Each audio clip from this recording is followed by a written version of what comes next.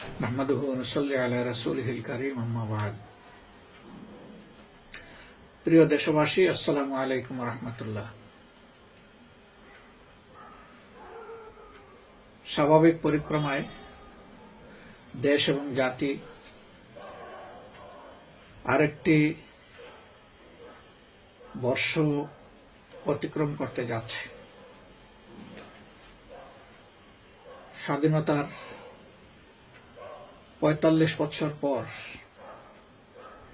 যে আশার উদ্দেশ্যকে সামনে রেখে অফুরন্ত আত্মত্যাগের মাধ্যমে এই জাতি স্বাধীনতা লাভ করেছিল, অত্যন্ত দুঃখের সাথে বলতে হয় জাতির সে আশা আজও পূরণ হয়নি। সামাজিক ন্যায় বিচার, সাম্য সৌভ্রাতৃত্ব, সুষম অর্থনৈতিক উন্নয়ন, স্বাধীনতা এবং সার্বভৌমত্বের সংরক্ষণ সহ একটি স্বাধীন জাতির জীবনে যে সমস্ত আকাঙ্ক্ষা রয়েছে তার বহুলাংশই অপূরণ থেকে গেছে। একের পর এক সরকার বদল হয়েছে।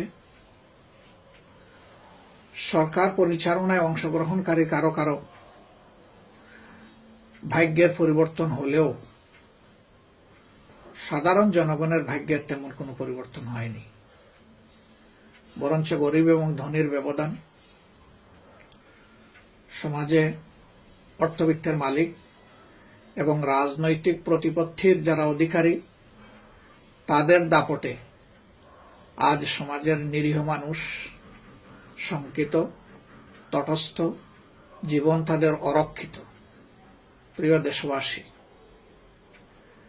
আবহমান কাল থেকে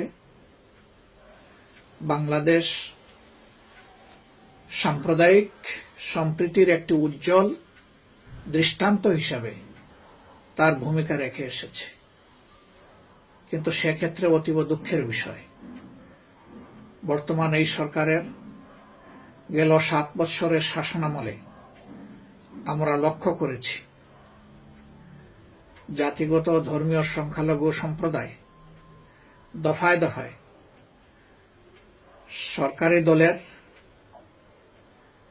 অসৎ, লোভী, প্রতিহিংসাপরায়ণ কিছু লোকের লোলুপ দৃষ্টিতে পড়ে তাদের সম্পদ, তাদের ইজ্জত, এমনকি কেউ কেউ তাদের ভিটামাটি হারিয়েছেন। তাদের জীবন অনেকের ঝুঁকির মধ্যে রয়েছে।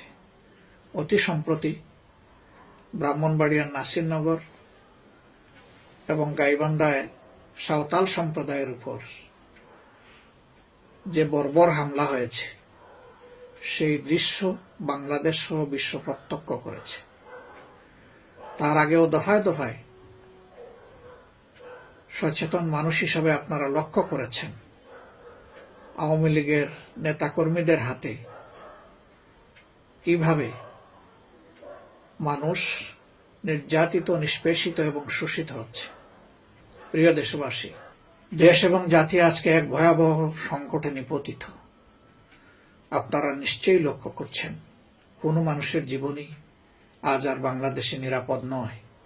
এই জন্য সরকারের পার্টনার এবং হাস্যস্কর বিরোধী দলের নেতা তিনিও বলেছেন মানুষ আজ ঘরে থাকলে খুন, বাইরে গেলে গুম। সম্মানিত দেশবাসী, আজকে আওয়ামী লীগ দলীয় লোকেরা সমাজের বিভিন্ন ক্ষেত্রে বেপরোয়া লুটপাটে লিপ্ত রয়েছে। তাদের লুটপাট, চাঁদাবাজি, দুর্নীতির কারণে গোটা সমাজ আজকে শ্বাসরুদ্ধকর অবস্থার নিপতিত হয়েছে এবং মানুষের জীবন আজকে গভীর সংকটে পড়েছে। হাজার হাজার মানুষ খুন হয়েছেন, গুম হয়েছেন, পঙ্গু হয়েছেন। লক্ষ লক্ষ মামলা দিয়ে আজকের নিরীহ দেশপ্রেমিক মানুষকে, বিরোধী দলকে, বিশেষ করে বাংলাদেশ জামাত ইসলামী ইসলামী ছাত্র শিবির, শ্রমিক কল্যাণ ফেডারেশন সহ যারা দেশের জন্য, জাতির জন্য কল্যাণ কামনা করে, যারা জাতীয় জীবনে সকল ক্ষেত্রে স্বচ্ছতা চায়, সততার সাথে সরকার পরিচালনা হোক, এই দাবি যাদের প্রাণের দাবি, যাদের পিছনে দেশের লক্ষ লক্ষ মানুষ আজকে সমবেত হয়েছে, সেই জামাতে ইসলামীকে আজকে শেষ করে দেওয়ার জন্য তার নেতৃত্বের উপর আঘাত দেওয়া হয়েছে, দলের উপরে আঘাত দেওয়া হয়েছে এবং বেদনাদায়কভাবে এই আঘাত অব্যাহত রয়েছে। সরকার ধরে নিয়েছে সম্ভবত যে এইভাবে জনগণের একটি বিশাল অংশের প্রতিনিধিত্বকারী দেশপ্রেমিক একটি দলকে তারা নিঃশেষ করে দিতে পারবে। আসলে আমরা অত্যন্ত দৃঢ়কণ্ঠে বলতে চাই, সরকারের এই অসৎ উদ্দেশ্য কখনো পূরণ হবে না ইনশাআল্লাহ।